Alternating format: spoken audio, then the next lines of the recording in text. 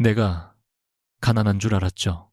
오늘 법원 문을 나서는 순간 당신은 내가 아니라 당신 인생에서 무엇이 사라졌는지 알게 될 거예요.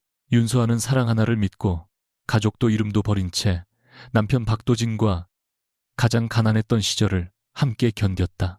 하지만 성공한 도진은 임신한 내연녀 이채린을 선택하며 서아에게 빈손으로 나가라고 요구한다. 서아는 마지막 순간까지 자신의 진짜 성을 숨긴 채 조용히 이혼을 받아들인다. 그리고 법원 앞에 검은 세단 5대가 멈춰선 순간 도진이 알고 있던 아내의 인생은 완전히 뒤집히기 시작한다. 내가 가난한 줄 알았죠. 오늘 법원 문을 나서는 순간 당신은 내가 아니라 당신 인생에서 무엇이 사라졌는지 알게 될 거예요. 윤서아의 목소리는 놀라울 만큼 차분했다.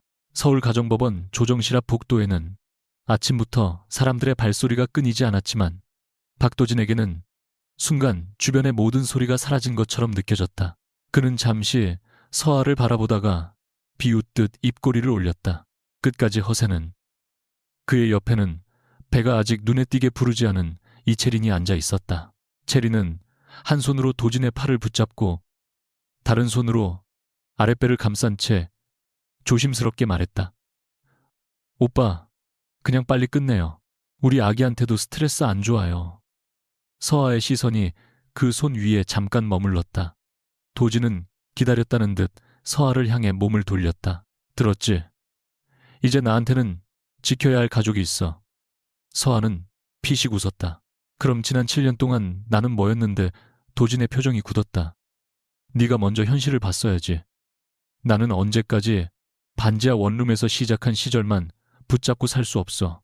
그래서 성공하고 나니까 그 시절을 같이 버틴 사람까지 버리는 거야.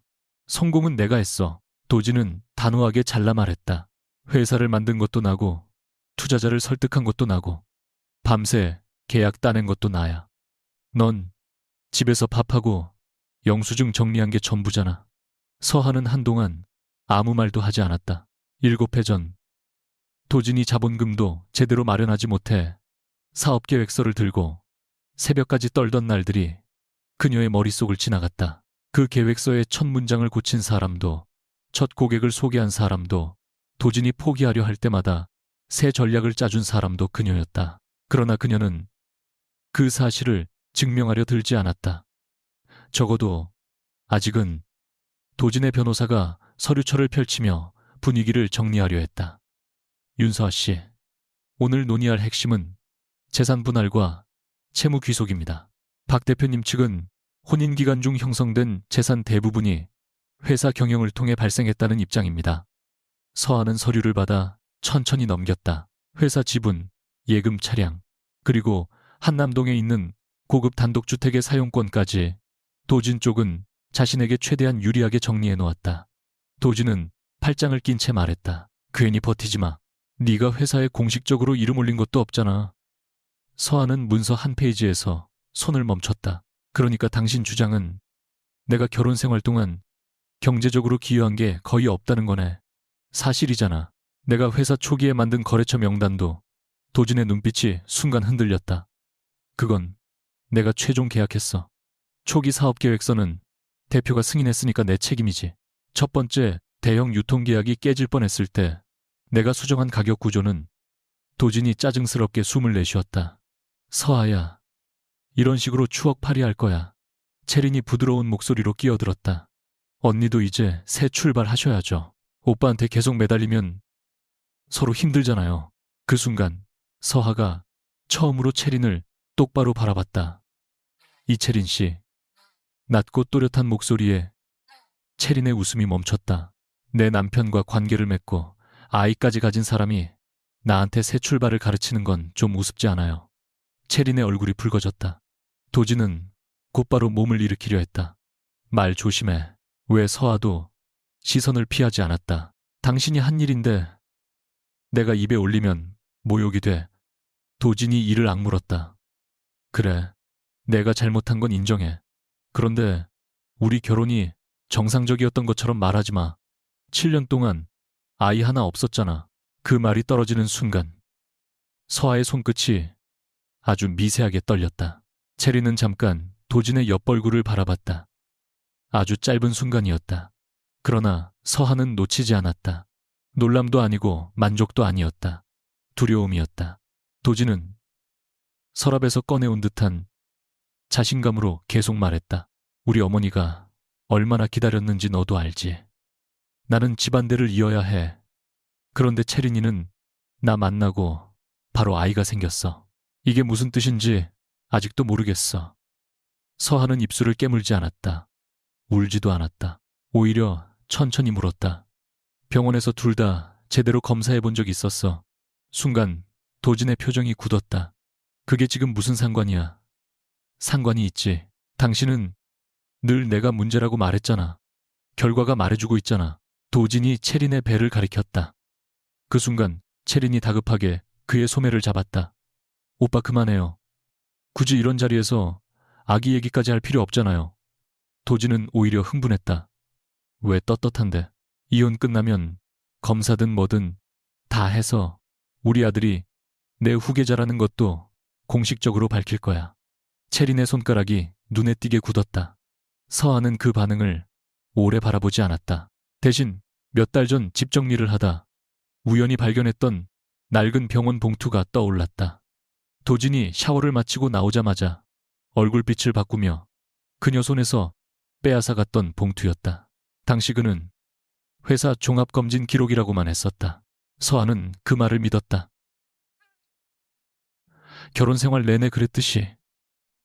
그런 생활 내내 그랬듯이 조정이 시작된 뒤 도진은 더욱 냉정해졌다.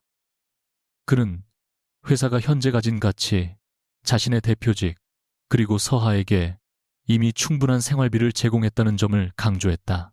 서하는 거의 말없이 들었다. 다만 공동으로 부담해야 할 채무라는 항목이 나오자 자세를 바로 세웠다. 이 부분은 인정하지 않겠습니다. 도진의 변호사가 눈썹을 좁혔다. 회사 운영 과정에서 발생한 보증 관련 채무입니다. 제 동의가 없는 보증이죠. 혼인 기간 중 발생했습니다. 서하는 서류를 넘기며 한 문장을 짚었다. 그리고 회사 법인의 책임으로 처리돼야 할 항목을 개인 재산 분할 협상에 섞어 넣으셨네요. 변호사의 얼굴에서 아주 잠깐 당황한 기색이 스쳤다. 도진이 코웃음을 쳤다. 뭘 안다고? 서하는 그를 보지 않고 말했다. 내가 모른다고 생각하는 게 당신의 가장 큰 문제야. 그녀는 받아들일 수 있는 부분과 받아들이지 않을 부분을 정확히 구분했다. 한남동 주택에 대해서는 집착하지 않았다. 차량도 필요 없다고 했다. 회사 지분 역시 자신의 기여분을 입증할 자료가 있음에도 당장 전면전을 벌이지 않았다. 대신 자신이 책임지지 않은 채무만은 단호히 거부했다.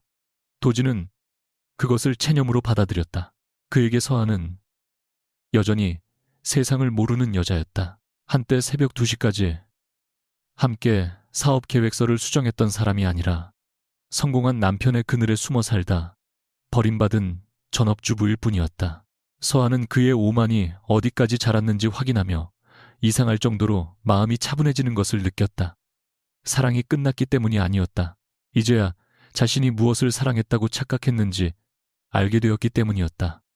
잠시 휴정이 선언되자 서하는 빈 복도 끝으로 걸어갔다. 창밖으로는 늦은 오전의 서울이 무심하게 움직이고 있었다. 그녀는 가방 깊숙한 곳에서 오래된 휴대전화를 꺼냈다. 최신 기종보다 훨씬 작고 낡은 기기였다. 전원을 켜자 배터리 표시와 함께 오랫동안 확인하지 않은 메시지가 연달아 떠올랐다. 연락처는 단 6개뿐이었다. 큰오빠 윤태준, 둘째 오빠 윤민석, 셋째 오빠 윤현우, 넷째 오빠 윤재혁, 다섯째 오빠 윤도윤, 그리고 강희준. 서하의 손가락이 6번째 이름 위에서 잠깐 멈췄다. 몇 년 전 마지막으로 받은 메시지가 아직 남아 있었다. 네가 선택한 삶이라면 존중할게. 하지만 돌아올 문까지 닿지는 마. 그때의 서하는 그 문장이 싫었다. 마치 결국 자신이 실패해서 돌아올 거라고 단정하는 것 같았다. 그래서 답장도 하지 않았다. 다섯 오빠의 전화번호도 차례로 차단했다. 도진과 결혼하겠다고 선언했을 때 큰오빠 태주는 3시간 동안 그녀를 설득했고 둘째 민석은 도진의 배경을 조사하려 했으며 막내 도유는 혼전 계약서를 들고 찾아왔다. 서아는 모두를 쫓아냈다. 내 인생은 내가 살 거야. 그 한마디를 증명하려고 가족 없이 결혼했고 가족 없이 가난을 견뎠으며 가족 없이 배신까지 버텼다. 그런데 이제 서아는 처음으로 인정했다. 독립한다는 것과 사랑하는 사람들을 밀어내는 것은 같은 뜻이 아니었다. 그녀는 한참 동안 빈 메시지 창을 바라봤다. 길게 설명하고 싶지 않았다. 도진이 바람을 피웠다는 것도, 채린이 임신했다는 것도, 오늘 이혼이 끝난다는 것도 쓰지 않았다.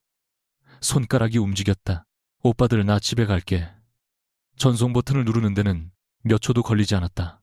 그런데 메시지가 보내진 직후 서아는 숨을 제대로 쉬지 못했다. 7회 동안 참았던 어떤 감정이 그 한 문장에 몰려온 듯했다. 답장은 예상보다 빨랐다. 가장 먼저 윤재혁에게서 어디야 라는 3글자가 왔다. 거의 동시에 윤도윤이 주소 보내 라고 했다. 윤현우는 다친 데는 없어 라고 물었고 윤민석은 아무 말 없이 전화부터 걸었다. 마지막으로 큰오빠 태준에게서 메시지가 왔다. 거기 있어. 우리가 갈게. 서아는 그 문장을 읽으며 휴대전화를 가슴에 대었다. 그때 뒤에서 도진의 목소리가 들렸다. 누구한테 연락해서 하는 천천히 돌아섰다. 도진은 커피잔을 든 채 그녀를 의심스럽게 보고 있었다. 당신이 알 필요 없는 사람들. 설마 이제 와서 어디서 돈 빌릴 사람 찾는 거야. 그는 비웃었다. 충고하는데 변호사 비용 아까워하지 마. 네가 아는 사람들 수준으로는 이런 싸움 못해. 서아는 대답 대신 휴대전화를 가방에 넣었다. 도진은 그 침묵을 패배로 받아들이며 한마디를 덧붙였다. 그리고 한남동 집은 꿈도 꾸지 마. 채린이랑 아이가 들어갈 거니까. 이번에는 서아가 정말 웃었다. 아주 작게. 이상해서 웃을 수밖에 없었다. 그는 아직도 그 집이 자기 것이라고 믿고 있었다. 오후 조정이 마무리될 무렵 도진은 자신이 이겼다고 확신했다. 서아는 결혼을 유지해달라고 애원하지 않았고 그의 회사 경영권을 흔들겠다고 위협하지도 않았다. 몇 가지 재산 항목에 대한 추가 검토와 책임 범위만 남겨둔 채 이혼 의사는 명확히 확인되었다. 서아는 마지막 서류에 서명하기 전 도진을 바라봤다. 7년 전 그는 가진 것이 없었지만 눈빛만큼은 따뜻했다. 비 오는 밤 편의점 앞에서 1,000원짜리 우산 하나를 나눴으며 나 성공하면 네가 하고 싶은 거 다 하게 해줄게 라고 말하던 남자였다. 서아는 그 약속이 거짓이었다고 생각하지 않았다. 적어도 그때만큼은 진심이었을 것이다. 사람은 어느 날 갑자기 괴물이 되는 게 아니었다. 작은 열등감이 성공과 만나고 성공이 인정욕구와 만나고 인정욕구가 오만과 만나면서 조금씩 다른 사람이 되어가는 것이었다. 어쩌면 자신도 그것을 알고 있었을 것이다. 다만 인정하기 싫었을 뿐. 서아는 펜을 들었다. 도진이 낮게 말했다. 지금이라도 조건 받아들여. 더 버티면 너만 초라해져. 서아는 서명했다. 그리고 펜을 내려놓으며 말했다. 박도진 씨, 결혼 후 처음으로 남편을 그렇게 불렀다. 도진의 눈이 흔들렸다. 내가 당신을 떠나는 게 아니라 당신이 오래전에 우리 결혼해서 먼저 나간 거야. 오늘은 서류만 따라가는 거고 법원 건물을 나서는 순간까지도 도진은 자신감에 차 있었다. 체리는 그의 팔에 자연스럽게 기대었고 주차장 쪽에는 회사 비서가 준비한 차량이 기다리고 있었다. 몇몇 사람들은 알아볼 정도로 박도진은 이제 제법 유명한 기업인이었다. 그는 기자가 없는 것을 아쉬워하는 듯 주변을 한번 둘러본 뒤 서하에게 말했다. 짐은 이번 주 안으로 빼. 집 관리인한테 얘기해 둘 테니까. 서하가 대답하기도 전에 채린이 조심스럽게 미소 지었다.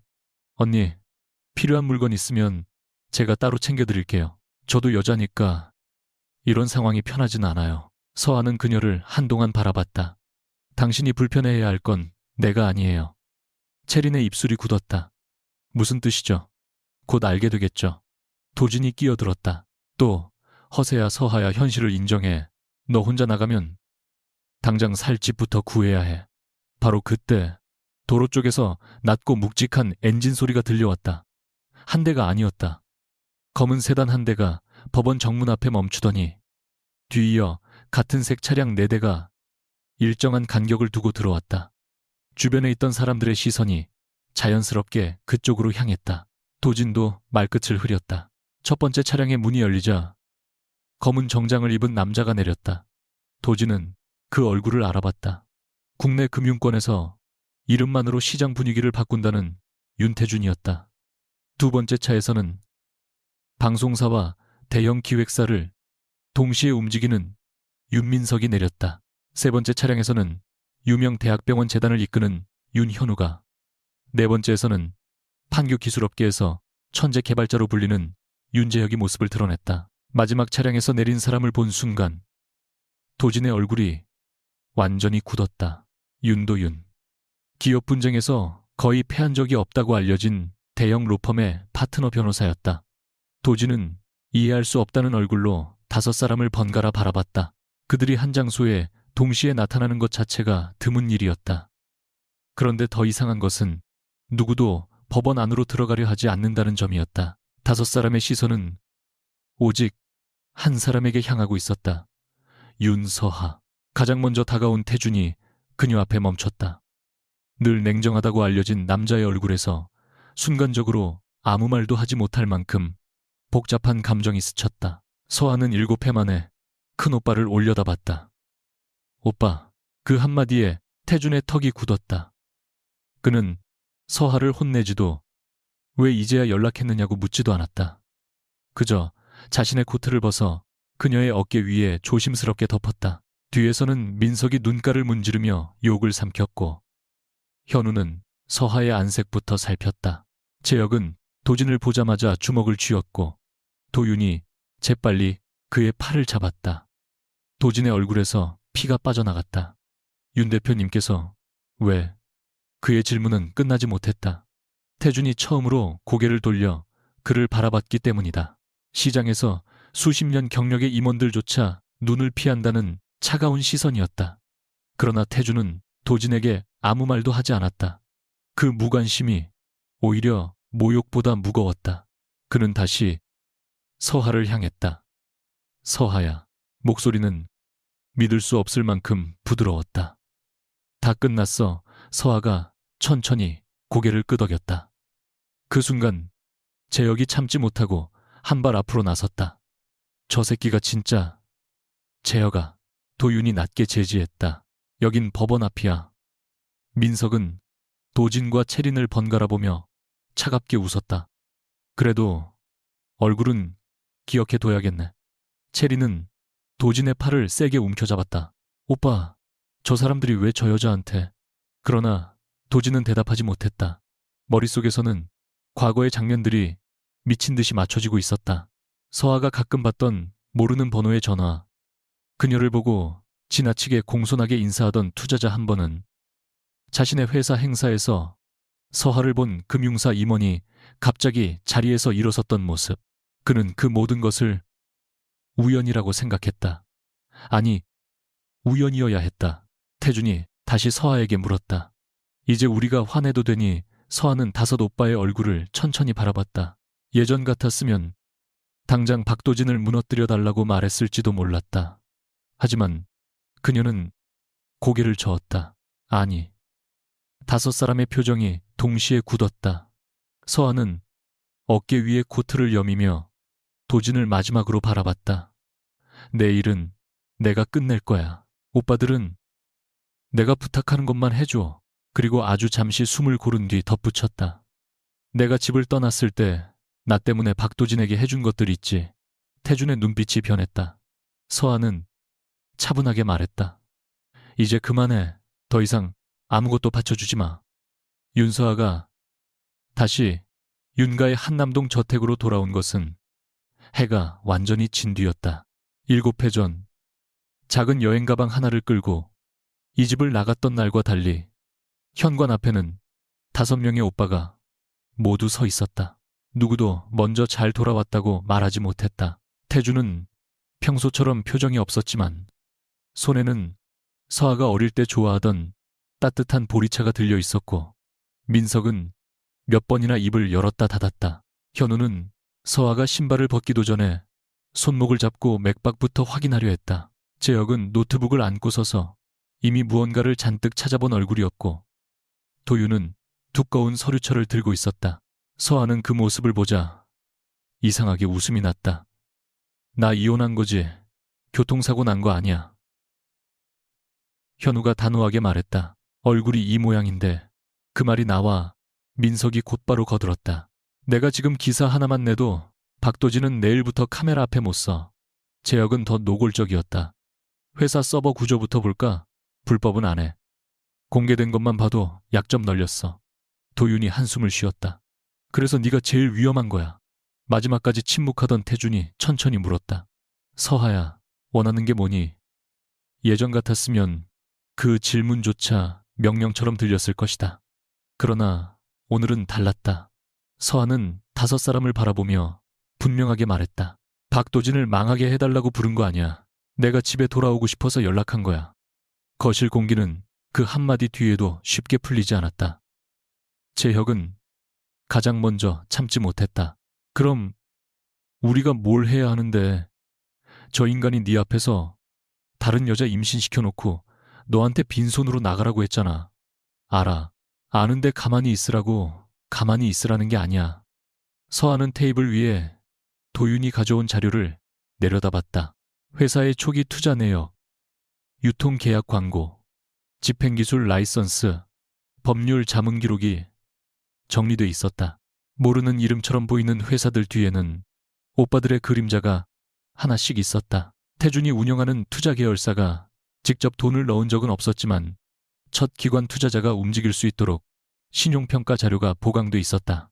민석의 계열사는 도진의 신생 브랜드에 광고 기회를 줬고, 현우가 연결한 병원재단은 초기 제품을 대규모로 도입했다. 재혁의 회사는 스타트업 지원 프로그램을 통해 기술 사용료를 크게 낮춰줬으며, 도윤은 회사가 거의 파산할 뻔했던 시기에 계약 분쟁을 정리해준 로펌을 연결했다.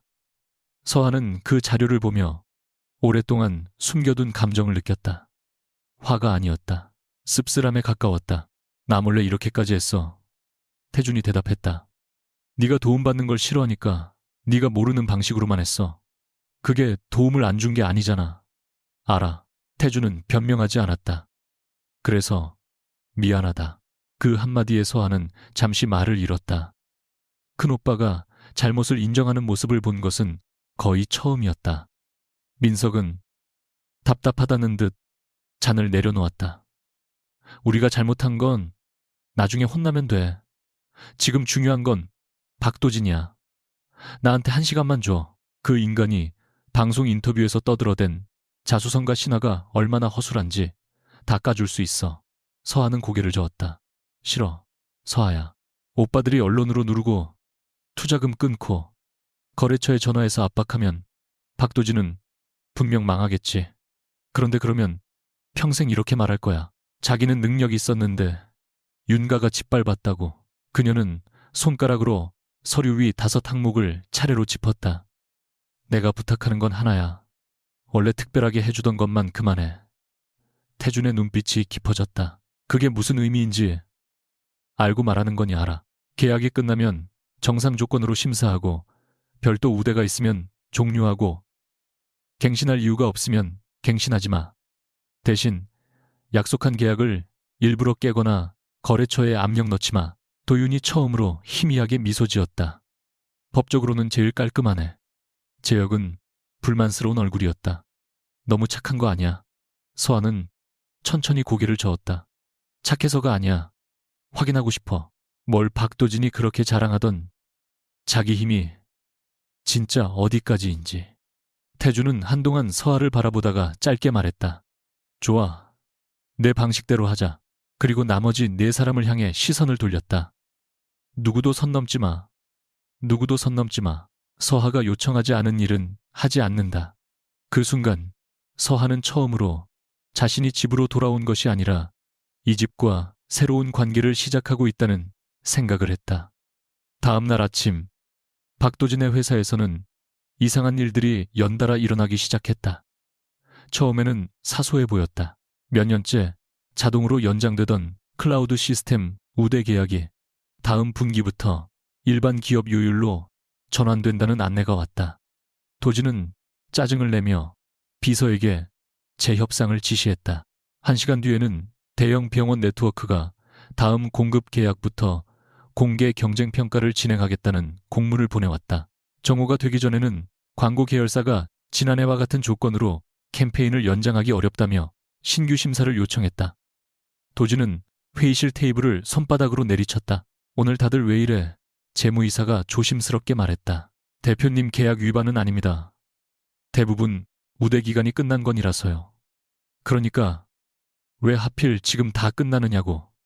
아무도 대답하지 못했다. 도진은 휴대전화를 들고 오랜 거래처 대표에게 직접 전화했다. 평소라면 3번 울리기 전에 받던 사람이 한참 뒤에야 연결됐다. 최 대표님, 박도진입니다.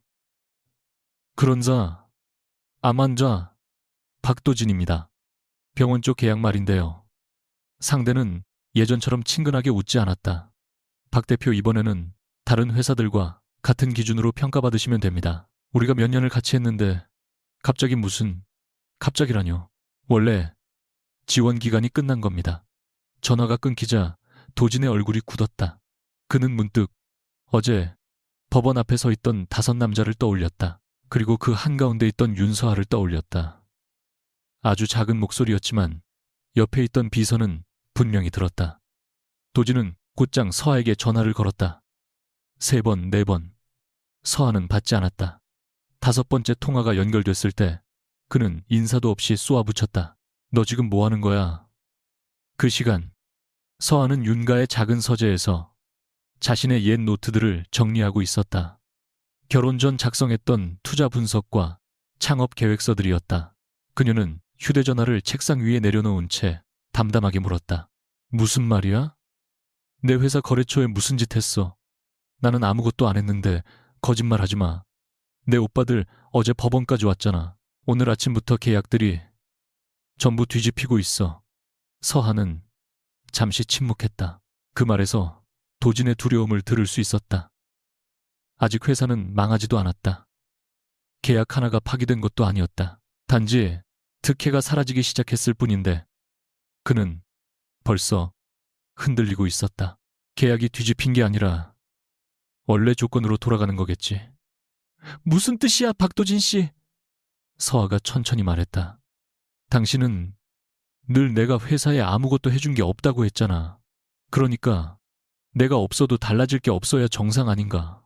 도진은 입을 다물었다. 서아는 계속했다. 누가 계약을 일부러 깨거나 불법적으로 압박했다면 증거 모아서 대응해. 그건 당신 권리야. 하지만 그동안 당연하게 받던 특별 대우가 사라진 거라면 이제부터는 당신 실력으로 다시 얻으면 돼. 도진의 숨소리가 거칠어졌다. 네가 감히 나를 시험해서 하는 차갑게 웃었다. 아니, 이제야 당신 말을 믿어보려는 거야. 모든 걸 혼자 해냈다는 그 말. 전화를 끊고도 서하는 손이 조금 떨리는 것을 감추지 못했다. 통쾌할 줄 알았다. 하지만 마음 한구석에는 여전히 칼날처럼 아픈 부분이 남아 있었다. 도진의 목소리를 듣는 순간 예전의 기억들이 따라왔다. 첫 계약을 따낸 날, 2 사람이 편의점 케이크에 초 하나를 꽂고 축하했던 밤, 사무실 난방비를 아끼려고 외투를 입고 일했던 겨울 도진이 서하의 손을 잡으며 우리 둘이면 뭐든 할 수 있다고 말했던 순간 그 남자가 완전히 거짓이었던 것은 아니었다. 그래서 더 아팠다. 사람 하나가 변하는 데는 시간이 걸렸고 그것을 모른 척한 자신에게도 책임이 있었다. 울어도 되는데 뒤에서 들려온 목소리의 서하는 급히 눈가를 닦았다. 현우가 문에 기대서 있었다. 그녀는 곧바로 표정을 정리했다. 안 울었어. 의사한테 그런 거짓말 하지 마. 현우가 옆에 앉으며 서하의 손등에 따뜻한 차를 올려놓았다. 어제 박도진이 아이 문제로 너를 모욕했다며. 서하의 시선이 잠깐 굳었다. 도윤 오빠가 말했어. 법원에서 들은 사람이 있더라. 현우는 잠시 망설이다가 물었다. 서하야, 박도진이 예전에 병원 검사를 받은 적 있어. 서하는 낡은 봉투를 떠올렸다. 아마 종합검진. 왜? 현우는 대답하기 전에 시선을 내렸다. 아니야. 아직 확인도 안 된 걸 말하면 안 돼. 서하는 그의 표정을 읽었다. 오빠, 나한테 뭔가 숨기고 있지? 확실해지면 이야기할게. 그것은 현우답지 않은 대답이었다. 그리고 그 순간 서하는 어제 채린이 혈통검사를 언급했을 때 보였던 공포를 다시 떠올렸다. 오후가 되자 서하는 태준의 요청으로 계열 투자사의 간단한 내부 회의에 참석했다. 처음에는 거절하려 했다. 자신이 돌아오자마자 윤가의 힘을 빌리는 모습을 보이고 싶지 않았다. 그러나 태준은 단 한마디만 했다. 네가 맡으라는 게 아니야. 네가 몇 년 전에 분석했던 회사가 다시 투자 심사에 올라왔어. 의견만 듣고 싶다. 회의실에는 임원 6명이 앉아 있었다. 서하가 들어서자 몇몇은 조심스럽게 자리에서 일어났지만 태준이 손짓으로 막았다. 서하는 상석에도 앉지 않았다. 자료를 읽는데 10분 정도가 걸렸다. 그리고 질문이 시작되자 분위기가 달라졌다. 매출 성장률은 좋아 보이지만 고객 3곳에 매출의 절반 이상이 몰려 있어요. 공급 구조가 깨지면 바로 흔들릴 겁니다. 매출 구조가 간다. 매출 성장률은 바로 흔들릴 겁니다. 이 기술이 독점적이라고 주장하지만 라이선스 만료 뒤 비용 구조가 바뀌는 것도 반영되지 않았고요.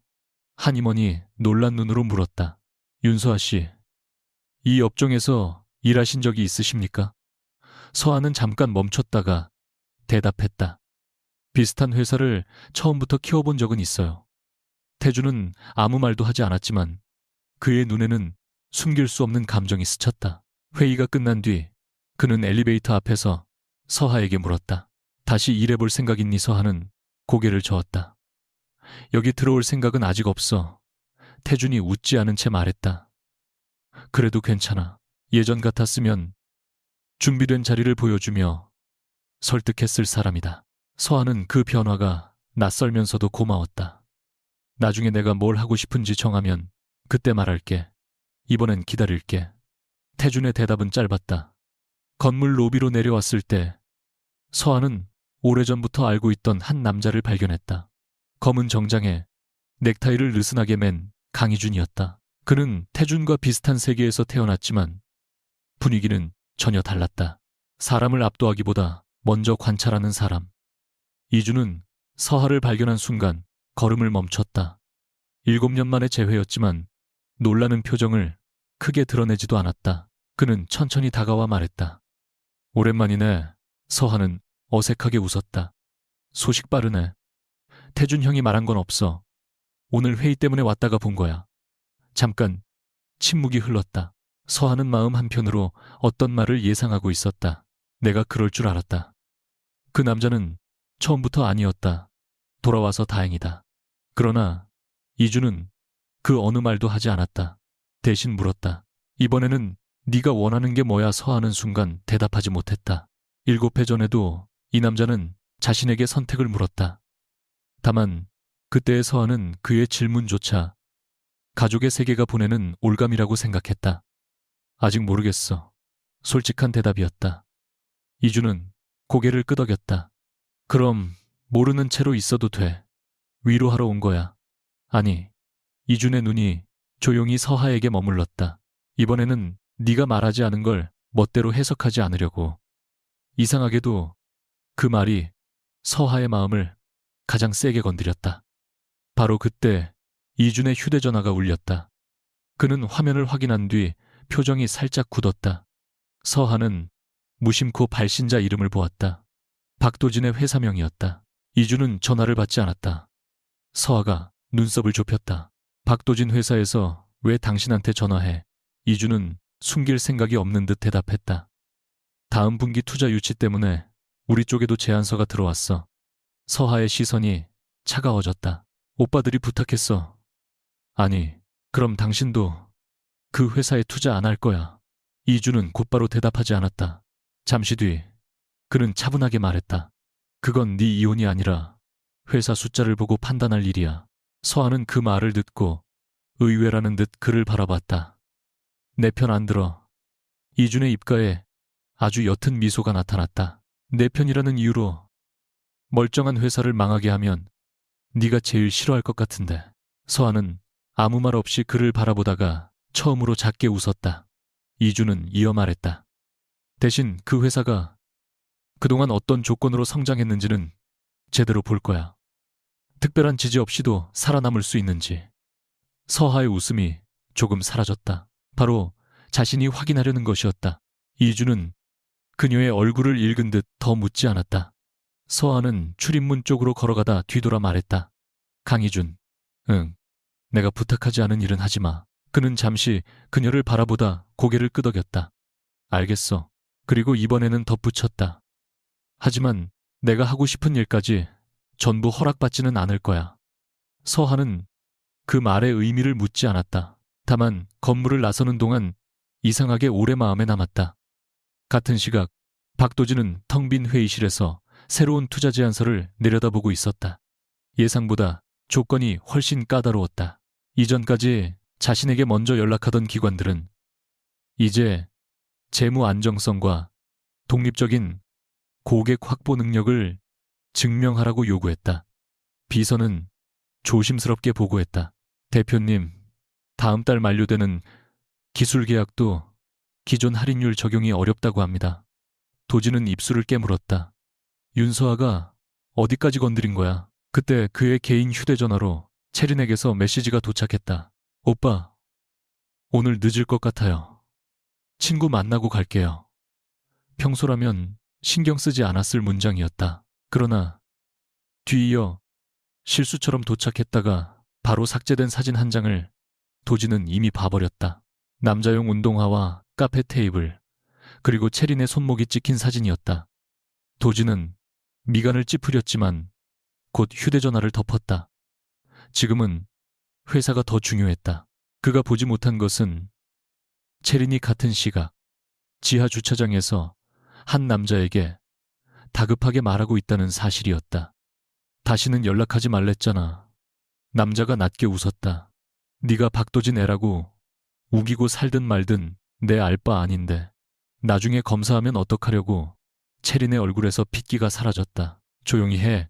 그쪽 남자가 먼저 유전자 검사하자고 했다며. 채린은 대답하지 못했다. 법원에서 도진이 했던 말이 다시 귓가에 울렸다.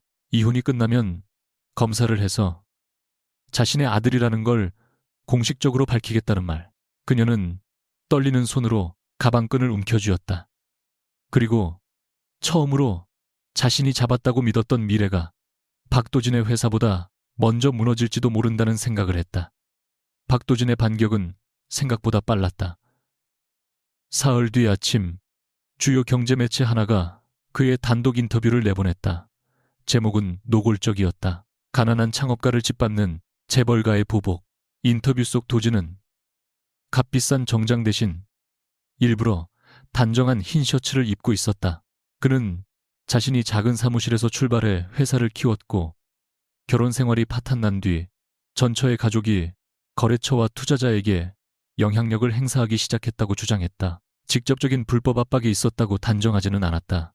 대신 교묘하게 질문을 던졌다. 이혼 다음 날부터 우대 계약이 동시에 사라지는 일이 정말 우연일까요? 그는 서하의 이름도 여러 번 언급했다. 전처는 회사 경영에 공식적인 직책이 없었습니다. 저는 그동안 가정을 책임졌고 이제 새 가족을 만들려는 것뿐입니다. 인터뷰 말미에는 더 잔인한 말까지 붙였다. 저희 부부 사이에는 오랫동안 아이가 없었습니다. 서로 다른 미래를 선택해야 했습니다. 영상을 끝까지 본 윤민석은 태블릿을 테이블 위에 던졌다. 미친놈이네. 분류는 한 줄로 넘기고 본인은 재벌가에 탄압받는 청년 사업가래. 재혁은 이미 온라인 반응을 확인하고 있었다. 먹히고 있어. 박도진 팬들만이 아니라 원래 재벌 싫어하던 사람들도 붙었어. 태준이 서아를 바라봤다. 내릴 수 있다. 민석이 바로 말했다. 내리는 정도가 아니라 오늘 저녁 뉴스에서 박도진 과거 인터뷰 다 연결하면 끝나. 투자자가 누군지도 공개하고. 하지만 서아는 화면 속 자신의 전 남편을 한동안 바라본 뒤 고개를 저었다. 아니, 아무것도 하지 마. 민석은 믿을 수 없다는 표정을 지었다. 지금 네가 아이 못 낳아서 버림받은 여자처럼 전국에 퍼지고 있는데.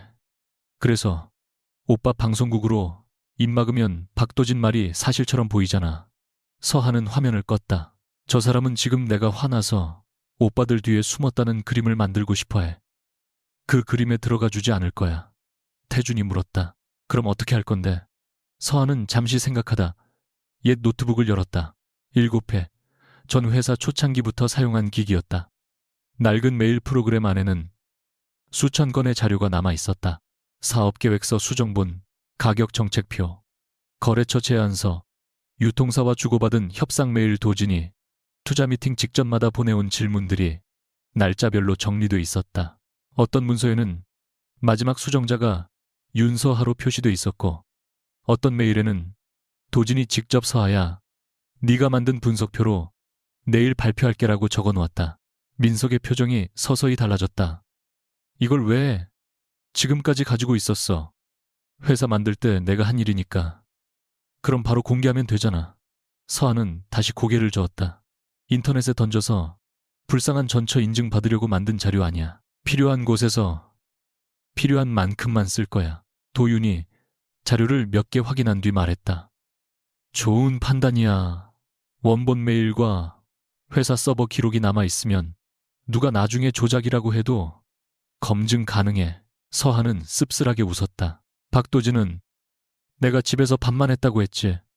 그녀는 화면 속 오래된 사업계획서 첫 페이지를 손끝으로 넘겼다.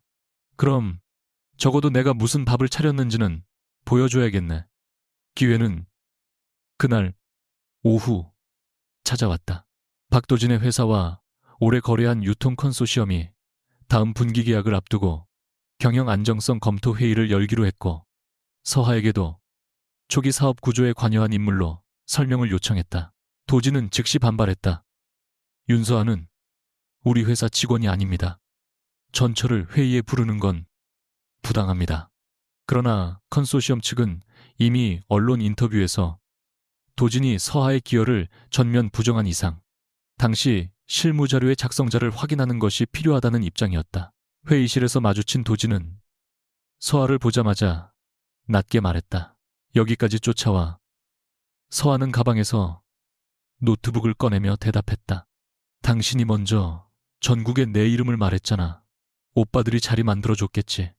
그렇게 믿고 싶으면 믿어. 도진은 이를 악물었다. 너는 원래 이런 사람이었어. 재벌집 딸 신분 숨기고 옆에서 내가 얼마나 올라가나 구경한 거야. 서하는 손을 멈췄다. 그 말에는 단순한 분노가 아니라 오래된 열등감이 묻어 있었다. 도진은 계속했다. 나는 네가 나랑 같은 줄 알았어. 가진 거 없고 배경도 없고 둘이 바닥에서 올라가는 줄 알았다고. 그런데 너는 처음부터 내려다보고 있었던 거잖아. 서하는 처음으로 그의 상처가 어디에서 비틀렸는지 분명히 보았다.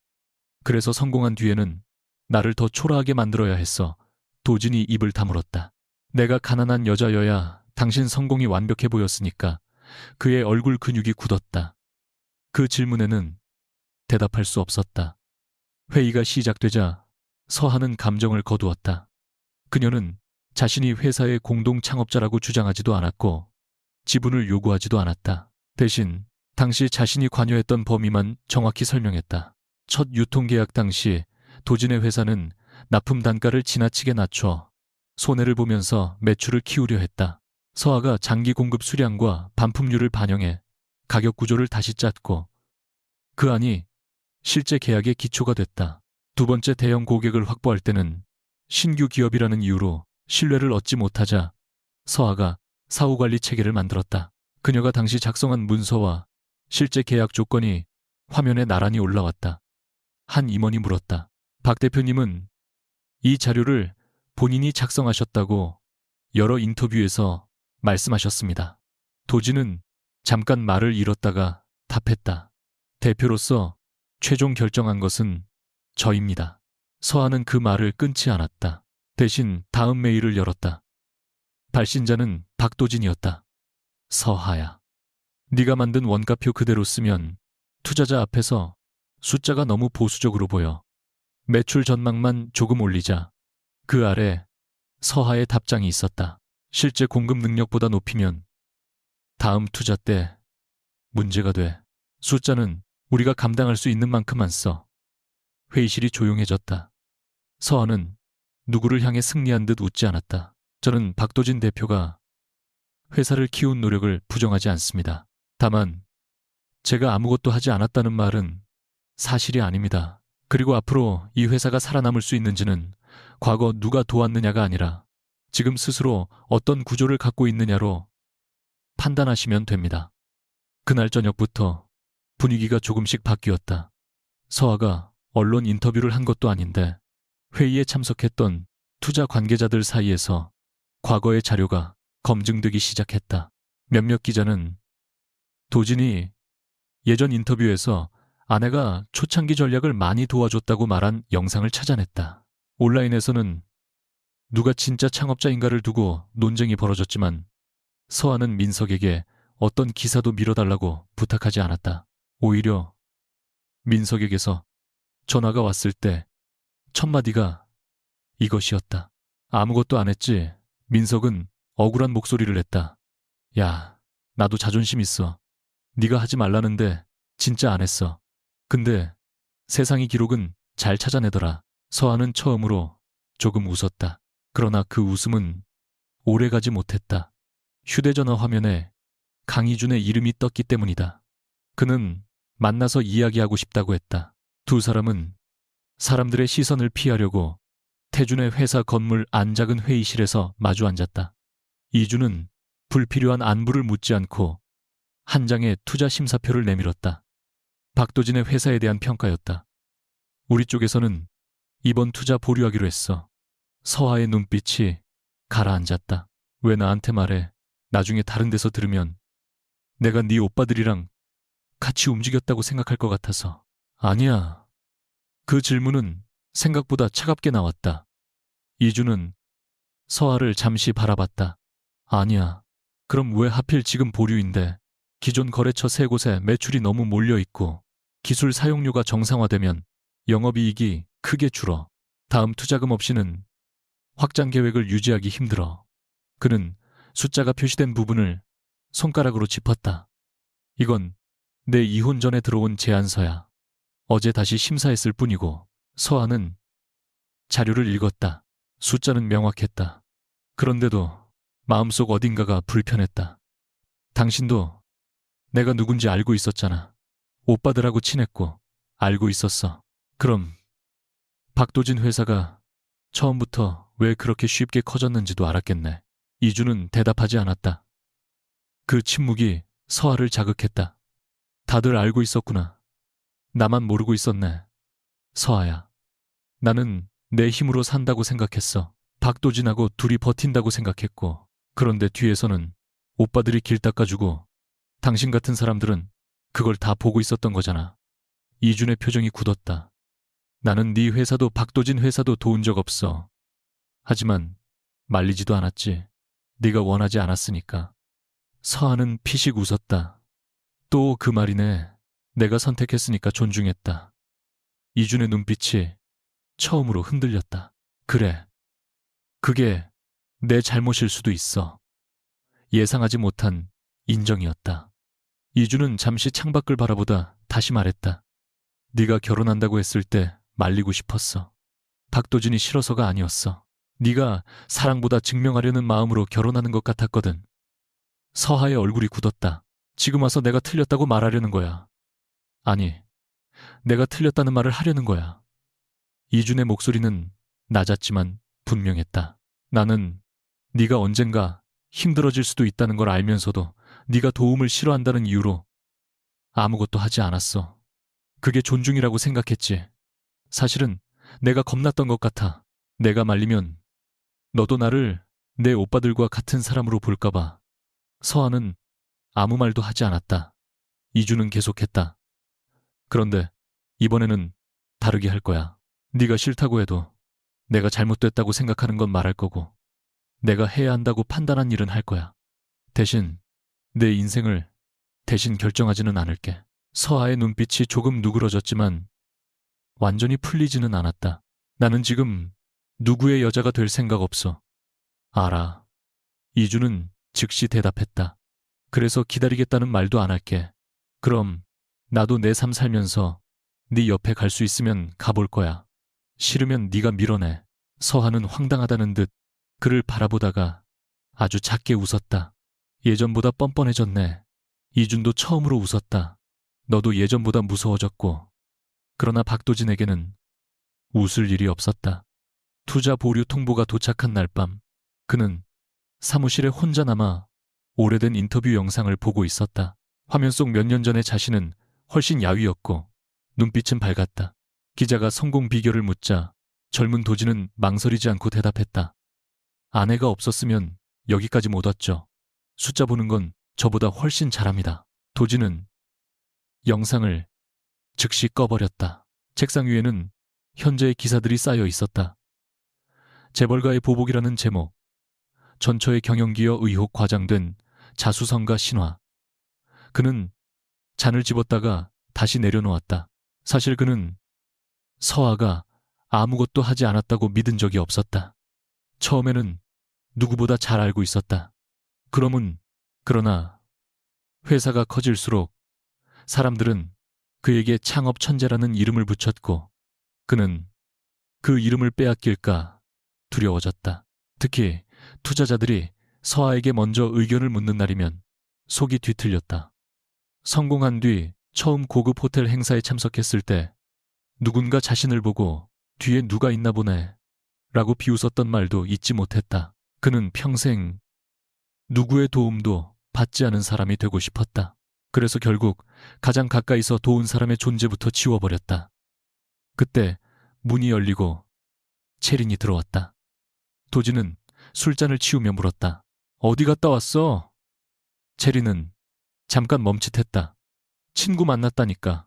도진의 눈이 그녀의 운동화로 내려갔다.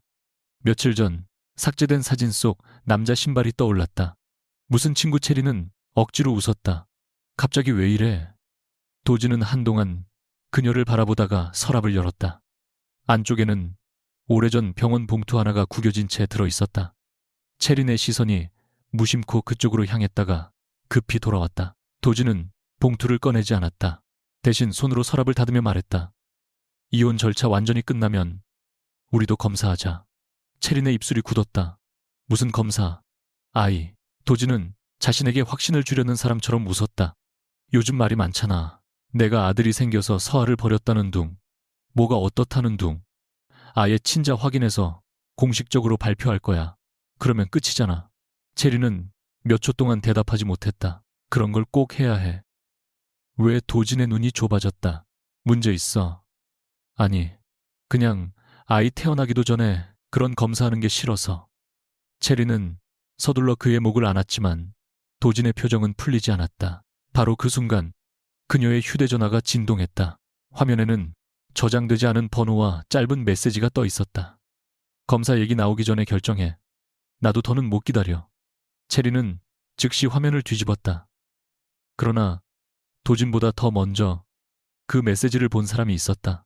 사무실 유리문 밖에 서류를 전달하러 왔던 비서였다. 같은 시간 한남동에서는 도윤이 서아에게 별도의 재산 확인 자료를 건네고 있었다. 그는 한 페이지를 펼쳐 보이며 말했다. 그리고 네가 꼭 알아야 할 게 하나 더 있어. 박도진이 채린이랑 들어가겠다고 한 그 집 말이야. 서아가 고개를 들었다. 도윤은 문서의 소유자 항목을 손끝으로 짚었다. 박도진의 이름은 어디에도 없었다. 애초에 그 사람 집이 아니야. 한남동 저택의 서재에서 윤도윤이 건넨 등기 자료를 읽는 동안 서아는 몇 번이나 같은 줄을 다시 확인했다. 박도진이 자신의 집이라고 부르던 단독주택의 소유자는 도진 개인도 그의 회사도 아니었다. 윤가 계열의 부동산 법인이 보유한 개발 예정 부지였고 과거 서아가 결혼 생활을 안정적으로 이어갈 수 있도록 일정 기간 무상에 가까운 조건으로 사용권이 제공되어 있었다. 그 사실을 알고 있던 사람은 태준과 도윤 정도였다. 서하는 종이를 내려놓으며 물었다. 나는 왜 몰랐어?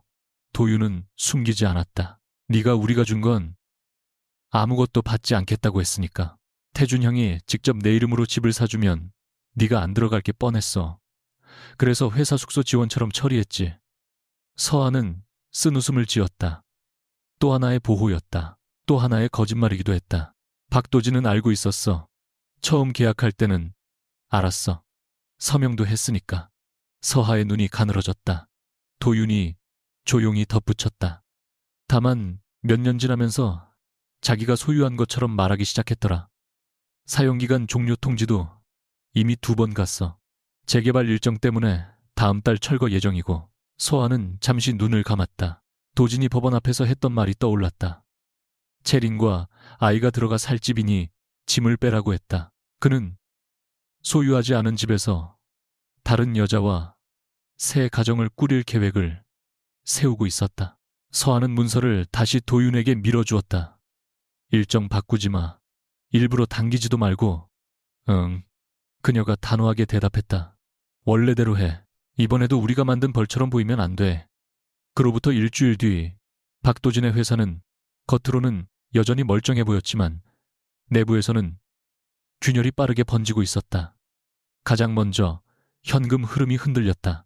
기존 우대 기술료가 정상 수준으로 돌아오면서 비용이 늘었고 대형 유통사 2곳은 자동 갱신 대신 경쟁 심사를 선택했다. 병원 공급 계약도 같은 기준으로 재평가되었다.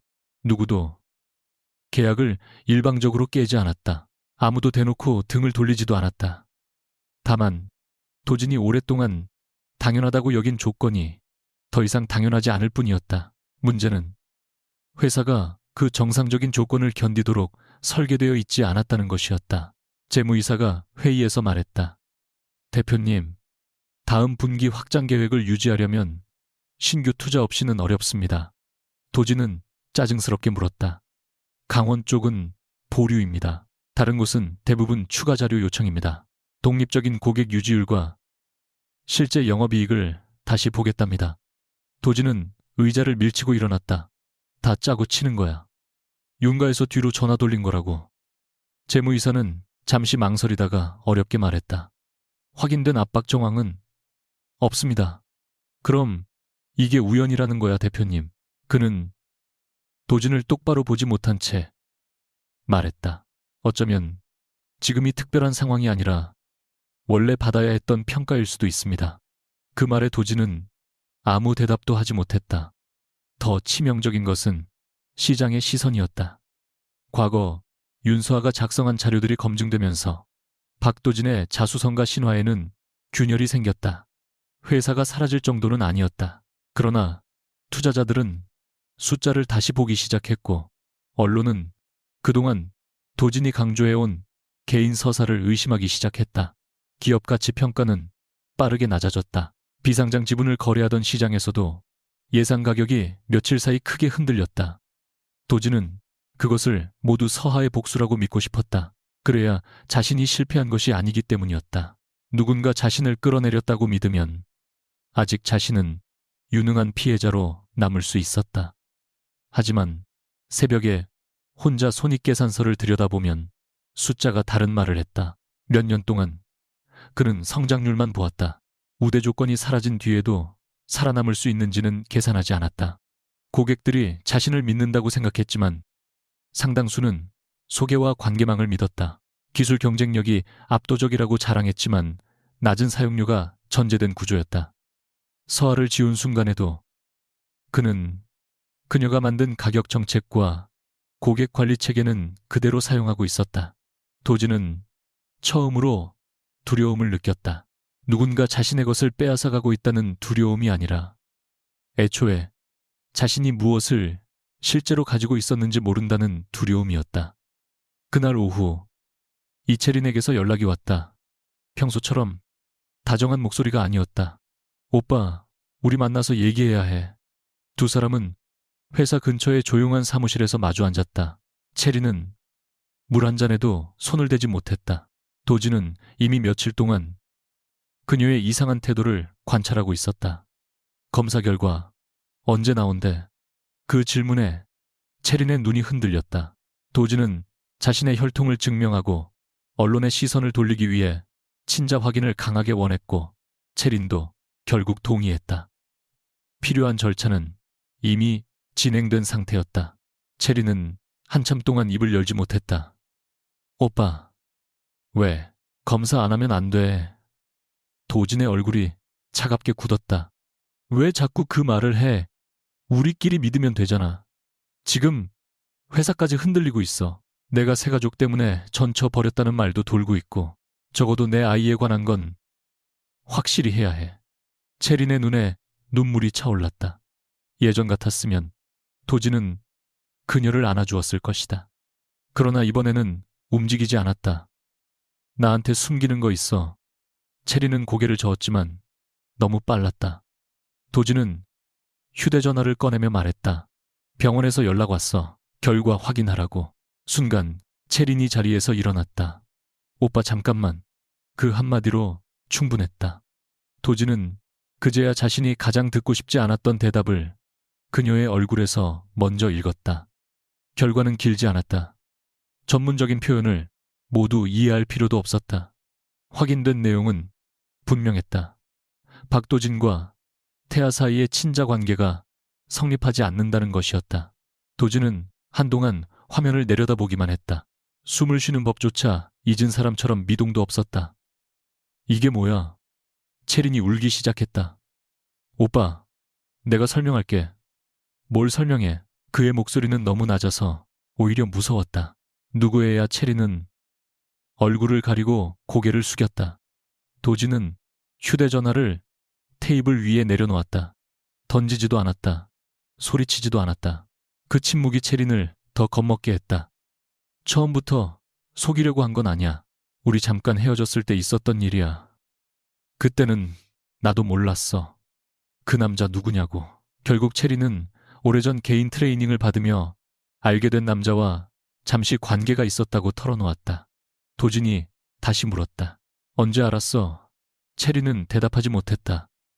그 침묵 속에서 진실은 더 추해졌다. 적어도 법원에서 도진이 친자 확인을 공개적으로 언급했을 때는 알고 있었다. 도진은 눈을 감았다. 서아에게 했던 말이 돌아왔다. 7년 동안 아이 하나 없었다. 체리는 자신을 만나자마자 임신했다. 결과가 모든 것을 말해준다고 그가 가장 잔인하게 던졌던 문장들이 이제 한 글자씩 자신에게 돌아와 박혔다. 그날 저녁 도진은 오래된 병원 봉투를 처음으로 다시 열었다. 몇 년 전 종합검진 뒤 추가 확인을 권고받았던 기록이었다. 당시 의사는 자연 임신 가능성이 낮을 수 있으니 부부가 함께 검사를 받아보는 것이 좋다고 설명했다. 도진은 그 말을 듣는 순간 기록을 서랍 깊숙이 숨겼다. 서하에게 말하지 않았다. 대신 시간이 지나도 아이가 생기지 않자 어머니가 서하를 탓하는 것을 방관했다. 어떤 날에는 자신도 같은 말을 했다.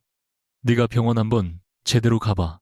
정작 자신은 검사 결과를 마주할 용기가 없었다. 그것은 단순한 의학적 문제가 아니었다. 박도진에게 아이를 가질 수 없을지도 모른다는 사실은 자신이 부족한 사람이라는 판결처럼 느껴졌다. 그래서 그는 문제를 서하에게 넘겼다. 체린이 임신했다는 말을 들었을 때는 오히려 구원받았다고 생각했다. 보라, 문제는 내가 아니었다. 그는 그렇게 믿고 싶어서 아무것도 확인하지 않았다. 도진은 서랍 앞에 앉은 채 얼굴을 두 손으로 감쌌다.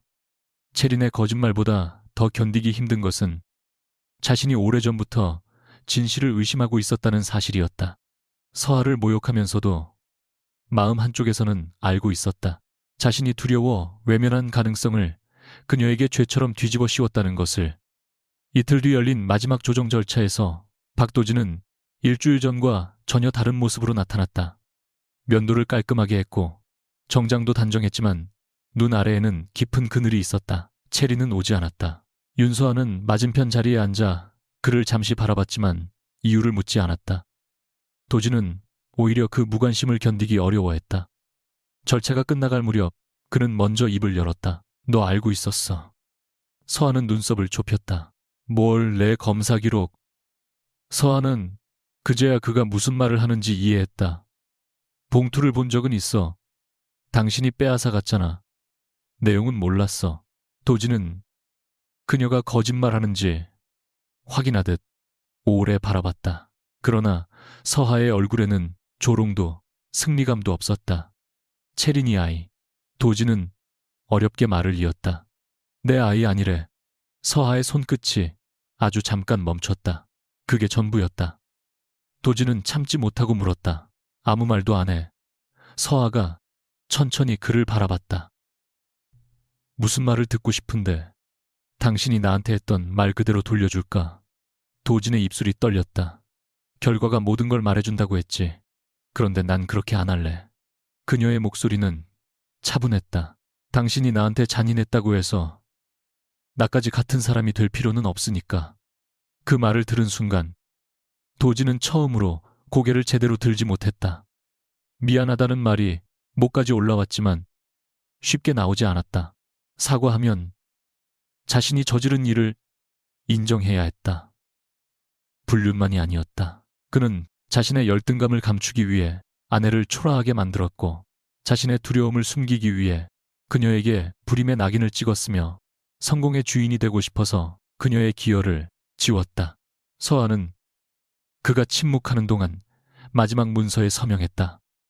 이제 남은 재산 정리도 대부분 기준이 정해졌다. 서한은 자신의 정당한 기여분만 주장했고 도진 개인의 사업 실패까지 떠안지 않았다. 절차가 마무리되자 도진은 다급하게 말했다. 서하야, 잠깐만. 그녀가 멈췄다. 회사 일은 정말 네 오빠들이 한 거 아니야.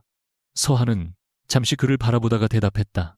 당신 회사에서 약속된 계약을 일부러 깨게 만든 사람 없어. 나도 확인했어.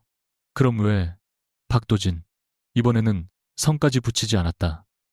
오히려 그게 더 오래된 관계의 마지막처럼 들렸다. 당신이 내게 아무것도 받은 게 없다고 했잖아. 지금 벌어지는 건 누가 당신 것을 뺏는 게 아니야. 당신 것이 아니었던 도움들이 끝나는 거야. 도진의 얼굴이 하얗게 질렸다. 서한은 문을 열기 전 마지막으로 덧붙였다. 남은 게 진짜 당신 실력이겠지. 법원 밖으로 나오자 도진의 휴대전화가 쉬지 않고 울리기 시작했다. 재무이사였다. 그는 처음에는 받지 않으려 했지만 세 번째 전화에 결국 연결했다. 뭐야? 상대의 목소리가 다급했다. 대표님, 주요 투자 심사가 최종 보류됐습니다. 그리고 유통사 한 곳이 다음 분기 계약 물량을 크게 줄이기로 했습니다. 주주들도 임시 이사회 요구하고 있습니다. 내가 들어가서 처리해. 대표님 하나 더 있습니다. 한남동 주소로 사람 보냈는데 철거 장비가 들어왔다고 합니다. 도진은 순간 말을 이해하지 못했다. 집 말입니다. 현장에 가보셔야 할 것 같습니다. 그는 곧장 차에 올라탔다. 운전하는 내내 서하의 목소리가 머릿속을 맴돌았다. 당신 것이 아니었던 도움들이 끝나는 거야. 그는 그것을 인정하지 않으려 했다. 회사는 아직 자신의 것이었다. 적어도 집은 자신의 것이었다. 그곳에서 체린과 아이를 데려와 새 삶을 시작할 생각이었다. 도진은 한남동 골목에 들어선 순간 브레이크를 세게 밟았다. 집 앞에는 공사 안전 펜스가 설치되어 있었고 정원 쪽에서는 철거를 위한 장비가 움직이고 있었다. 현장 책임자가 도진을 막았다. 출입하시면 안 됩니다. 도진은 소리쳤다. 여기 내 집이야. 누가 허락했어? 입회. 그 집 박 대표님 소유 아닙니다. 뒤에서 들린 목소리에 도진이 돌아섰다. 윤도윤이 서류 봉투를 든 채 서 있었다. 조금 떨어진 곳에는 서하도 있었다. 그녀는 일부러 이 장면을 보여주려고 온 것이 아니었다.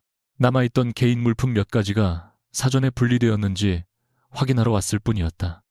도진은 도윤에게 달려들 듯 다가갔다. 당신들이 한 거지. 이혼했다고 집까지 부숴. 도윤은 차분하게 서류 한 장을 꺼냈다. 철거 계획은 작년부터 예정돼 있었습니다. 사용기간 종료 통보도 2차례 전달됐고요. 박 대표님이 수령 확인까지 하셨습니다. 말도 안 돼. 읽지 않으셨나 보네요. 도윤이 소유자 항목을 펼쳐 보였다. 도진은 자신의 이름을 찾았다. 없었다. 몇 년 전 처음 입주할 때 서명했던 기억이 희미하게 되살아났다. 당시에는 회사가 커지기만 하면 곧 자기 명의의 집을 따로 사겠다고 생각했다. 시간이 지나자 그는 그 사실을 잊었다. 아니, 잊고 싶었던 것이다. 서한은 안전 펜스 너머 집을 바라봤다. 그곳에서 7년을 살았다. 울기도 했고 웃기도 했다. 박도진의 첫 성공을 축하했고 그의 셔츠를 다렸으며 아무도 모르게 사업 자료를 만들었다. 집 한쪽 벽이 철거 장비에 의해 천천히 사라지는 순간 서한은 이상하리만큼 담담했다. 도진이 떨리는 목소리로 물었다. 이것까지 네가 원한 거야? 서한은 그를 돌아봤다. 아니, 난 오히려 아무것도 앞당기지 말라고 했어. 그럼 왜 다 없어져서 하는 잠시 침묵했다가 대답했다. 없어진 게 아니야. 이제야 누구 것이었는지 보이는 거야. 도진은 그 자리에 서서 아무 말도 하지 못했다. 회사에서는 계속 전화가 왔고 체리는 이미 그의 연락을 받지 않았으며 눈앞에서는 자신이 소유했다고 믿었던 집의 지붕 일부가 천천히 내려앉고 있었다. 서한은 더 이상 그 모습을 지켜보지 않았다. 돌아서 걸어가려는데 길 건너에 익숙한 차 한 대가 서 있었다. 강희준이 차에서 내렸지만 그녀에게 달려오지 않았다. 그는 일정 거리를 두고 기다렸다. 서하가 먼저 다가가자 이준은 철거 중인 집을 한번 바라보고 다시 그녀를 봤다. 괜찮아. 서하는 잠시 생각했다. 예전이라면 괜찮다고 했을 것이다. 가족에게도 도진에게도 자기 자신에게도 늘 그렇게 말했다. 이번에는 솔직하게 대답했다. 안 괜찮은데 끝난 것 같아. 이준은 고개를 끄덕였다. 위로한다며 손을 잡지도 않았다. 서하는 그런 그를 바라보다가 뜻밖의 말을 꺼냈다. 강희준, 응. 커피 마실래? 이준의 눈에 처음으로 분명한 놀라움이 스쳤다. 서하는 아주 조금 웃었다. 오해하지 마. 데이트 아니야. 알아. 왜 그렇게 바로 대답해? 지금 우기면 내 오빠 5명이 어디선가 나타날 것 같아서. 서하는 결국 웃음을 터뜨렸다. 뒤에서는 한 시대처럼 붙잡고 있던 집이 천천히 해체되고 있었다. 그러나 이번에 그녀가 걸어가는 방향은 누군가가 열어둔 문이 아니었다. 윤서아가 처음으로 스스로 선택한 다음 길이었다. 박도진이 대표이사 자리에서 물러났다는 소식은 한남동 집이 철거된 지 열흘 만에 나왔다. 회사가 하루아침에 사라진 것은 아니었다. 오히려 그것이 도진에게는 더 가혹했다. 임시이사회는 확장 계획을 전면 중단하고 수익성이 낮은 사업을 정리했으며 도진이 개인적으로 보증한 일부 채무를 처리하기 위해 그가 실제로 소유하고 있던 아파트와 지분 일부도 처분 절차에 들어갔다. 언론은 처음에는 재벌가의 복수라는 표현을 반복했지만 계약 기록과 재무자료가 공개되면서 논조도 달라졌다. 특별 대우가 사라진 뒤 회사의 취약한 구조가 드러났다는 분석이 더 많아졌다. 누구도 윤서하의 오빠들이 불법적으로 계약을 끊었다는 증거를 찾지 못했다. 이채리는 이미 도진의 곁을 떠난 뒤였다. 그녀는 자신의 거짓말에 대한 책임을 피할 수 없었고 아이의 친부와 해결해야 할 문제도 남아 있었다. 서한은 그 소식을 들으면서도 이상하리만큼 담담했다. 예전의 자신이었다면 도진이 얼마나 후회하는지 알고 싶었을 것이다. 그러나 이제는 달랐다. 그의 몰락이 자신의 승리라고 생각하지 않았다. 어느 날 도진에게서 짧은 메시지가 왔다. 미안하다는 말로 안 되는 거 알아. 그래도 네가 없었던 사람처럼 산 건 내 인생에서 가장 비겁한 일이었다. 서한은 오랫동안 화면을 바라본 뒤 답장을 쓰지 않았다. 용서하지 않아서가 아니었다. 이제 그의 반성과 자신의 인생은 서로 다른 일이었기 때문이다. 윤가에서는 전혀 다른 전쟁이 기다리고 있었다. 태주는 서하가 돌아온 지 한 달쯤 지나자 조심스럽게 그룹 내 투자 계열사의 부대표 자리를 제안했다. 민석은 부대표는 너무 딱딱하니까 차라리 우리 콘텐츠 투자 쪽 맡아라고 끼어들었고 재혁은 이미 서하 이름으로 사용할 수 있는 사무실 후보 3곳을 보내왔다. 현우는 업무보다 건강부터 챙기라고 잔소리를 했고 도윤은 어디선가 경영권 승계 관련 자료까지 가져왔다. 서하는 식탁에 쌓인 서류를 한참 바라보다 결국 젓가락을 내려놓았다. 나 다시 나갈까? 5 남자의 움직임이 동시에 멈췄다. 재혁이 가장 먼저 말했다. 왜? 왜긴 왜야. 나 돌아온 지 1달 됐는데 벌써 내 직장 사무실 직책까지 다 정해졌잖아. 민석이 억울한 얼굴로 항변했다. 우리가 도와주려는 거지. 알아. 근데 오빠들은 항상 내가 원하는 걸 묻기 전에 준비부터 해. 태주는 말없이 서하를 바라봤다. 그녀는 이번에는 피하지 않았다. 나 박도진 때문에 집 나간 거 아니야. 그 사람 만나기 전부터 숨 막혔어. 누굴 만나든 조사하고 어디 취직하든 확인하고 내가 실수할까봐 길을 다 치워줬잖아. 그래서 난 가족 도움 안 받는 게 독립이라고 착각했어. 잠시 숨을 고른 서하는 덧붙였다. 그 착각 때문에 7년을 버텼고 그러니까 이번에는 반대로 살고 싶어. 가족을 사랑하면서도 내 인생은 내가 결정할 거야. 긴 침묵 끝에 태준이 먼저 고개를 끄덕였다. 그래.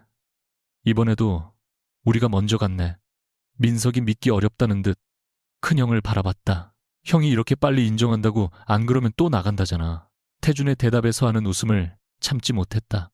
분위기가 조금 풀리자 그녀는 자신이 준비한 사업계획서를 꺼냈다. 화려한 윤가 로고도 없고 계열사 이름도 없었다. 대신 지난 몇 달 동안 혼자 조사한 자료들이 빼곡했다. 여성 창업가들 대상으로 초기 투자하는 회사를 만들고 싶어 재혁이 고개를 기울였다. 왜 그쪽이야? 내가 박도진 회사에서 이름도 없이 일해봤으니까. 서하는 천천히 말했다. 회사 초창기에는 배우자나 가족이 실무를 같이 하는 경우가 많아. 그런데 회사가 커지면 기록이 없다는 이유로 그 사람들의 기여가 사라지기도 해. 특히 경력 단절한 여성들은 자기 능력을 증명할 기회도 놓치고. 도윤이 사업계획서를 넘기며 물었다. 우리 돈은? 서하는 곧바로 말했다. 투자자로 들어오고 싶으면 다른 투자자와 똑같이 심사받아. 특별 조건 없어. 재혁이 웃음을 터뜨렸다. 태준 형한테 심사받으라고 하는 사람 처음 봤다. 태준은 오히려 만족한 듯 서류를 들었다. 좋아. 내가 떨어질 수도 있다는 거네. 당연하지. 그럼 제대로 준비해야겠군. 그 순간 서하는 확실히 알았다. 가족도 변할 수 있었다. 자신이 도망치지 않고 경계를 말한다면 새로운 회사의 이름은 서하가 직접 지었다.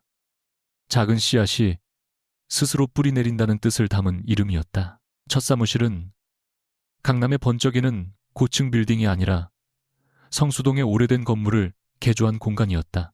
태준이 훨씬 좋은 건물을 제안했지만 서하는 거절했다.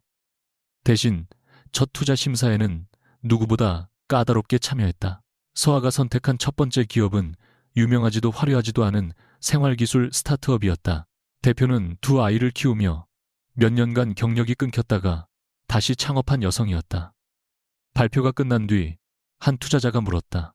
대표님, 개인 역량에 비해 회사 규모가 너무 작은 것 아닙니까?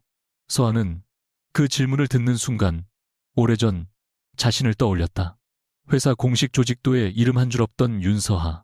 그러나 그녀는 감정적으로 투자 결정을 내리지 않았다. 시장 규모, 현금, 흐름, 제품 경쟁력 대표의 실행 능력을 끝까지 검토한 뒤 조건부 투자를 제안했다. 회의가 끝나자 태준이 조용히 말했다. 예전 박도진 회사 때보다 더 냉정하네. 서하는 웃었다. 그때는 사랑하는 사람이 하는 일이니까 숫자를 믿고 싶었어. 지금은 사람을 믿는 것하고 사업을 검증하는 건 다른 일이라는 걸 알았지. 그것은 서하가 지난 결혼에서 얻은 가장 비싼 수업이었다. 실패를 없던 일로 만들 수는 없었다. 대신 실패에서 배운 것을 다음 선택에 사용할 수는 있었다. 강희주는 그 무렵부터 아주 노골적이면서도 이상할 만큼 신중하게 서하의 삶에 들어오기 시작했다. 그는 꽃다발을 회사로 보내지도 않았고 값비싼 선물을 들고 나타나지도 않았다. 처음에는 그저 커피를 한 잔 마셨고 다음에는 서아가 투자 검토 때문에 늦게까지 남아있던 날 근처 식당에서 저녁을 먹었다. 세 번째 만남에서 서아는 대놓고 말했다. 이거 데이트야. 이주는 잠시 생각하는 척하다가 대답했다. 나는 그렇게 생각하고 싶은데. 나는 아직 아닌데. 그럼 나 혼자 데이트하는 걸로 하지. 서하는 어이없어 웃었다. 문제는 강희준이 아니라 다섯 오빠였다. 첫 번째 저녁 약속 날 태주는 이준에게 최근 10년간 투자 내역을 묻기 시작했다. 형, 나 투자 받으러 온 거 아닙니다. 서하 만나는 것도 장기 투자 아닌가. 두 번째에는 민석이 연예 기자보다 더 집요하게 이준의 과거 연애를 확인했다. 세 번째에는 현우가 갑자기 건강검진을 받은 지 얼마나 됐냐고 물었다. 네 번째에는 재혁이 보안 의식 테스트라며 이준의 휴대전화 잠금 방식에 관심을 보였다. 다섯 번째, 저녁 도윤은 진짜로 문서를 들고 왔다. 표지에는 연애 관계, 준수, 확인서라고 쓰여 있었다. 이준이 어이없는 얼굴로 읽다가 말했다. 제3조의 윤서아를 울릴 경우 손해배상 예정액이 왜 비어 있습니까? 도윤이 태연하게 대답했다. 금액으로 계산이 안 돼서. 그 순간 서아가 문서를 빼앗아 반으로 찢었다. 5명 다 그만해. 거실이 조용해졌다. 서아는 찢어진 종이를 테이블 위에 내려놓았다. 강희준이 나한테 잘못하면 내가 헤어지면 돼. 오빠들이 계약서로 대신 막아줄 필요 없어. 재혁이 작게 중얼거렸다. 아직 사귀는 것도 아니라며. 그러니까 더 웃기잖아. 민석이 이준을 가리켰다. 근데 쟤는 왜 매번 참고 있어? 이준이 물잔을 내려놓으며 대답했다. 서아가 이 집에서 도망간 이유가 뭔지 아니까. 5사람의 표정이 미묘하게 굳었다. 그는 웃지 않고 이어 말했다. 여러분이 서아를 많이 사랑하는 것도 압니다. 그런데 사랑한다고 상대 인생의 위험을 전부 제거하려고 하면 결국 그 사람은 자기 선택을 못하게 됩니다. 태준의 시선이 날카로워졌지만 이준은 피하지 않았다. 저도 예전에는 반대쪽 실수를 했습니다. 서아가 싫어할까봐 아무 말도 안 했어요. 이제는 그러지 않을 겁니다. 필요하면 싸울 거고 잘못하면 사과하고 서아가 싫다고 하면 물러날 겁니다. 그걸 서아한테 직접 하겠습니다. 서아는 그 말을 듣고도 감동한 표정을 짓지 않았다. 대신 이준의 정강이를 발끝으로 가볍게 찼다. 누가 벌써 남자친구인 것처럼 연설하래. 이준은 아픈 척이며 웃었다. 오빠들한테 서류 쓰는 것보단 이게 낫잖아. 그날 이후 5 오빠의 감시는 사라지지는 않았지만 적어도 노골적으로 줄어들었다. 몇 달 뒤 서아는 박도진과 우연히 마주쳤다. 투자자 미팅을 마치고 나오는 길이었다. 예전보다 마른 도진은 작은 회사의 자문역으로 다시 일하고 있었다. 화려한 수행비서도 없었고 고급 세단도 보이지 않았다. 두 사람은 잠깐 서로를 바라봤다. 먼저 인사한 것은 도진이었다. 잘 지내. 서아는 고개를 끄덕였다. 응. 도진은 성수동 건물 위에 걸린 서하의 회사 간판을 올려다봤다. 내 회사라며. 응. 너 원래 이런 거 잘했지. 그 말은 7회 늦은 인정이었다. 서하는 이상하게도 아무 감정도 솟지 않았다. 도진은 한참 머뭇거리다 말했다. 그때 내가 너한테 왜 그렇게까지 했는지 생각해봤어. 네가 나보다 많이 알고 있다는 걸 인정하면 내가 작아지는 것 같았어. 그래서 네가 작은 사람이라고 우겼던 것 같아. 서하는 잠시 그를 바라보다 대답했다. 그걸 이제 알았다면 다음 사람한테는 그러지 마. 도진은 씁쓸하게 웃었다. 용서해달라고는 안 할게. 그래. 행복해라. 서하는 잠시 후 대답했다. 당신도 제대로 살아. 두 사람은 그걸로 헤어졌다. 뒤돌아보지 않았다. 서하는 그날 처음으로 박도진이라는 이름이 자신의 상처가 아니라 과거의 한 장면처럼 느껴졌다. 봄이 시작될 무렵 서하는 새 아파트로 이사했다. 윤가의 대저택도 아니었고 누군가가 마련해준 집도 아니었다. 자신이 직접 계약하고 자신의 돈으로 마련한 공간이었다. 거실 창으로 멀리 한강이 보였고 아직 가구가 많이 들어오지 않아 집안은 조금 섭했다. 이주는 커다란 화분 하나만 들고 찾아왔다. 이건 선물 받아도 돼? 서아가 물었다. 싫으면 가져갈게. 얼마짜리인데 그걸 왜 물어? 비싸면 돌려보내려고. 이준이 웃으며 가격을 말하자 서아는 잠깐 계산하더니 화분을 받아들였다. 허용 범위네. 두 사람은 바닥에 앉아 배달 음식을 먹었다. 특별한 분위기도 고백을 준비한 음악도 없었다. 이준이 음식 용기를 정리하려 일어났을 때 서하는 서랍에서 작은 열쇠 하나를 꺼냈다. 강이준. 그가 돌아봤다. 서하는 열쇠를 손바닥 위에 올려놓았다. 이거 줄까? 이준은 평소답지 않게 바로 손을 내밀지 못했다. 무슨 뜻이야? 비밀번호 알려주면 재혁 오빠가 어떻게든 알아낼 것 같아서 열쇠로 했어. 그 뜻 말고. 서하는 그제야 웃음을 거두었다. 잠시 창밖을 바라보다 솔직하게 말했다. 이번에는 도망치는 결혼도 싫고 누군가한테 증명하기 위한 사랑도 싫어. 나 혼자서도 잘 살 수 있다는 걸 보여주려고 사랑을 밀어내는 것도 이제 안 할 거고. 그녀가 다시 이준을 바라봤다. 그래도 당신하고는 천천히 가보고 싶어. 이준은 한참 뒤에야 열쇠를 받아들었다. 그리고 물었다. 키스해도 돼? 서하는 눈을 가늘게 떴다. 열쇠 받자마자 너무 빠른 거 아니야? 천천히 가자며. 그래서 물어보는 거잖아. 서하는 웃다가 그의 넥타이를 가볍게 잡아당겼다. 대답 대신 두 사람의 거리가 조금 가까워졌다. 바로 그 순간 현관 벨이 울렸다. 한 번이 아니라 연속 5번이었다. 서하의 표정이 굳었다. 휴대전화에는 가족 단체방 메시지가 폭주하고 있었다. 재혁이 누나 이사 선물 가져왔어 라고 보냈고 민석은 문 열어 강희준 잡았다고 적었다. 도유는 아무 말 없이 초인종 사진을 전송했고 현우는 저녁은 먹었느냐고 물었다. 마지막으로 태준이 짧게 썼다. 우연히 다 같이 근처다. 서하는 천장을 바라보며 한숨을 쉬었다. 베란다로 나갈까? 서하가 웃음을 터뜨렸다. 강희준. 응. 이번에는 도망가지 마. 그녀는 직접 현관으로 걸어가 문을 활짝 열었다. 문 밖에는 변명할 생각도 없어 보이는 5 오빠가 나란히 서 있었다. 서하는 그들을 바라보고 다시 자신이 선택한 집과 자신이 선택한 남자를 돌아봤다. 7회 전 그녀는 자유로워지기 위해 가족에게서 도망쳤다. 이제는 알았다. 자유란 누구도 사랑하지 않는 것이 아니었다. 사랑하는 사람들을 곁에 두고도 자신의 선택을 지켜낼 수 있는 힘이었다. 윤서아는 더 이상 왕관을 버리고 달아나는 공주가 아니었다. 누가 씌워주는 왕관도 필요 없었다. 자신의 이름과 자신의 사랑, 자신의 미래를 스스로 선택할 수 있는 사람이 되어 있었다.